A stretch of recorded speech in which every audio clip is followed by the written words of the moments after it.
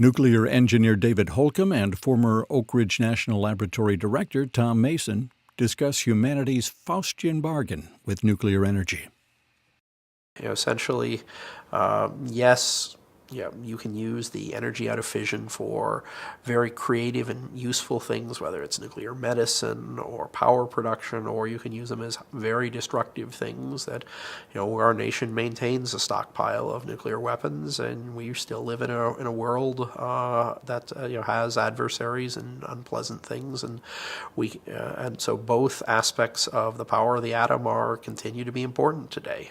One aspect of that is the fact that that same technology platform that we use for generating 20% of our electricity in the US and growing fraction around the world, and we do it without CO2 emissions, and that's all good, can be repurposed for nuclear weapons in a way that could be destabilizing. And so part of what the lab does, Oak Ridge, but not just Oak Ridge, other DOE labs, Pacific Northwest and Los Alamos and Livermore and so forth, is try and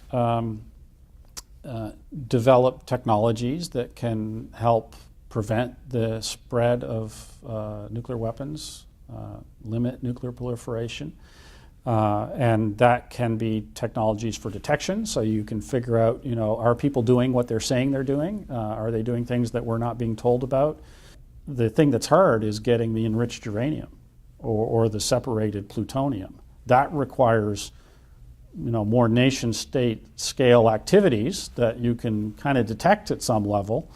It's hard to hide them, and also pretty big investment and degree of technical sophistication. So if you could get access to that enriched uranium or that separated plutonium without having to go through all that rigmarole of building up capabilities for enriching uranium or reprocessing spent fuel and hiding it, then you've got a shortcut to a nuclear weapon. Shortly after I became director at Oak Ridge in Iraq, at Tuatha, which had been Saddam Hussein's nuclear site back at the time of the first Gulf War, in 2007, there was material there that after the invasion of Iraq, people were concerned because pretty chaotic time, and so there was a concern that material, uranium oxide and so forth, was at risk of becoming let loose in a very dangerous environment with extremists and so forth. So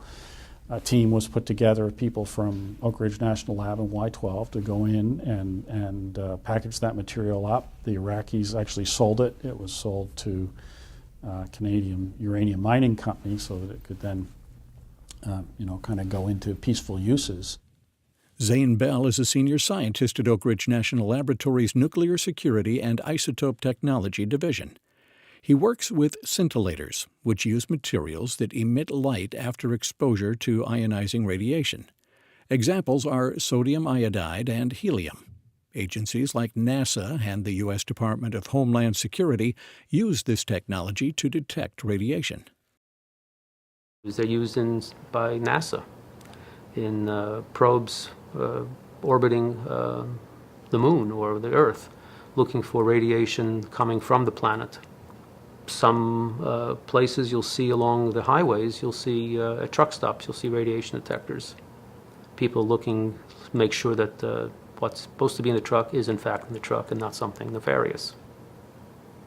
So there are Homeland Security applications.